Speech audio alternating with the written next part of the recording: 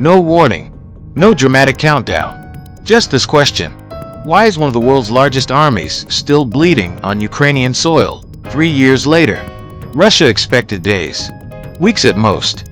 Instead, it got trenches, drones, burned columns, and a war that refuses to end. Every kilometer Russia advances now comes with a receipt. Paid in armor, paid in morale, paid in blood. So ask yourself, how did a country outgunned on paper turn the battlefield into a death trap? Why do Russian advances feel more like losses than victories? And what does this war reveal about modern warfare that generals don't want to admit? Because Ukraine didn't just resist. Ukraine rewrote the cost of invasion, and the consequences go far beyond this battlefield. In February 2022, Moscow believed this would be fast. According to leaked Kremlin planning documents later cited by Der Spiegel and the Financial Times, Russian leadership expected Kiev to fall within 72 hours. No prolonged resistance, no mass mobilization, no attrition, just shock and collapse. But something went wrong. Actually, everything did. Instead of flowers, Russian troops met. Portable anti-tank weapons ambushes in forests and suburb civilians, feeding intelligence directly to Ukrainian units. Western analysts at RAND Corporation later noted something critical. Russia planned for parade warfare. Ukraine prepared for survival warfare. And survival warfare doesn't seek glory. It seeks endurance. So ask yourself, what happens when an invading army plans for optics, not resistance? What happens when propaganda collides with prepared defenders? The answer lies in what came next. Ukraine understood something Russia ignored. Terrain kills arrogance.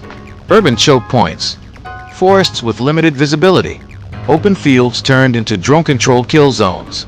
According to Institute for the Study of War, ISW assessments, Ukrainian forces didn't try to hold everything. They let Russia move. Then they closed the trap. Columns stretched too far. Supply trucks lagged behind. Fuel ran out. And when Russian units stopped, precision strikes began. So ask this: is territory still valuable if it drains your army faster than your enemies? Can a battlefield itself become a weapon?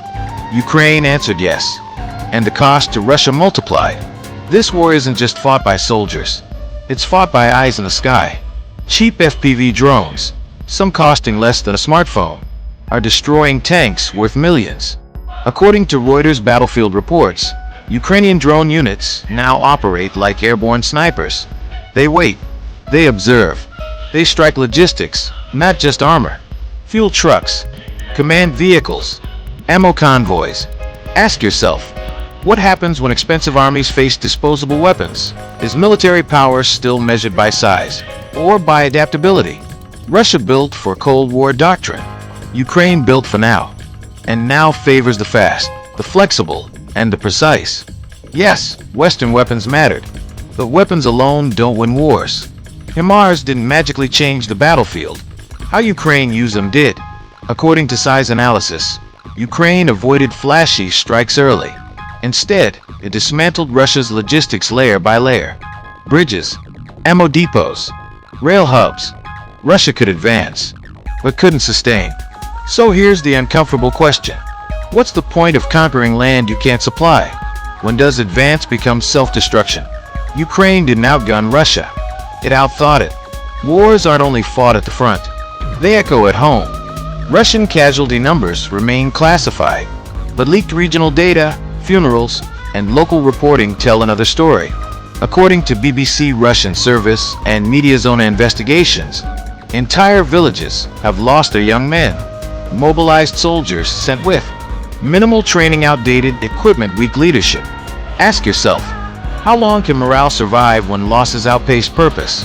What happens when soldiers realize they are expendable? A war of attrition doesn't just grind armies, it grinds societies. This war was meant to project strength. Instead, it exposed fragility, logistics failures, command infighting, rotating generals. According to The Economist, Russia has changed its operational leadership multiple times. A sign of confusion, not control. So ask, can authority survive repeated failure? What happens when a strongman looks uncertain? Ukraine didn't just resist Russia militarily. It challenged the myth of inevitability. And myths are dangerous when they collapse. Ukraine's strength isn't just weapons, it's belief. This isn't abstract geopolitics to Ukrainians. It's survival.